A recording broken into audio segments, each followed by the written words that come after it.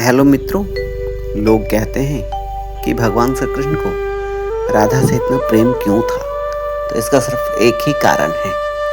लोग कहते हैं कि गोपियों से ज़्यादा प्रेम राधा से करते थे।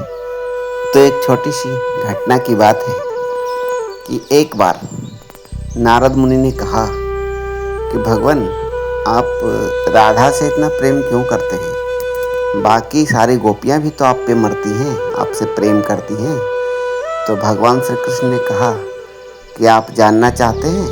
तो नारद जी ने कहा, हाँ मैं जानना चाहता हूँ। तो नारद जी को एक उपाय बताए कि आप सारे गोपियों से जाके बोलो, उनसे बोलो कि भगवान श्री कृष्ण बीमार हैं और वो तभी ठीक होंगे जब आप लोग अपने चरण धोकर उस पानी को देंगे और भगवान श्री कृष्ण पिएंगे।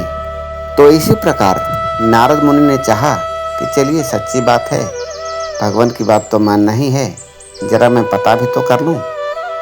तो वो गए गोपियों के पास और कहने लगे एक एक करके कि भगवान श्री कृष्ण अपने जीवन मृत्यु के कगार पे हैं, तो उनका जीवन तभी बचेगा जब आप अपने चरण धोकर उस जल को देंगे और उस जल को जब भगवान श्री कृष्ण पिएंगे तो उनकी बीमारी जो है वो ठीक हो जाएगी, वो मृत्यु से लौट आएंगे।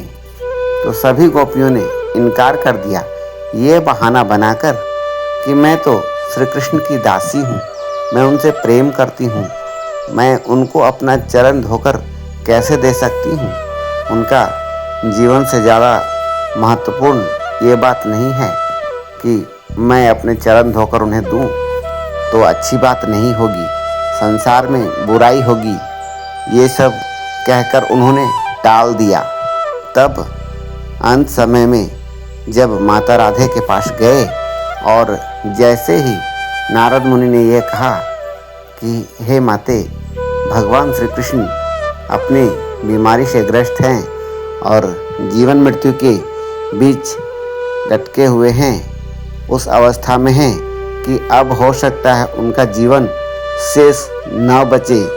तो उन्होंने एक आज्ञा या एक रिक्वेस्ट की है कि आप अपने चरण धोकर जब उस जल को प्रभु श्री कृष्ण को देंगे और जब वो उस जल को ग्रहण करेंगे तो उनकी आयु बढ़ेगी और उनकी बीमारी भी खत्म हो जाएगी।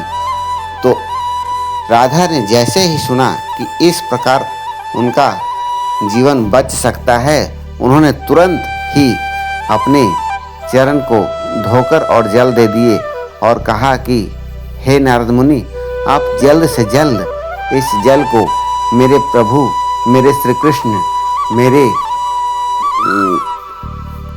प्यारे मोहन को दे दीजिए, मेरे बांसुरी वाले को दे दीजिए, ताकि उनका जीवन संवर सके, उनकी आयु बढ़ सके और मेरा उनका प्रेम निरंतर अमरत्व रहे। तो उन्होंने ऐसा किया और तुरंत अपना पैर का जल धोकर दे दिया ताकि भगवान श्री कृष्ण की आयु बचे, वो जीवित रहे और उनका प्रेम निरंतर बहता रहे। यह देखकर नारद मुनि खुश हुए और उस जल को लेकर प्रभु श्री कृष्ण के पास गए और कहने लगे, हे प्रभु, आप गोपियों से प्रेम करते हैं लेकिन गोपियां आपसे प्रेम नहीं करती हैं। तब भगवान श्री कृष्ण ने कहा कि आप कहते थे ना नारद जी कि मैं सबसे ज़्यादा प्रेम राधा से क्यों करता हूँ। यही अंतर है राधा और गोपियों में।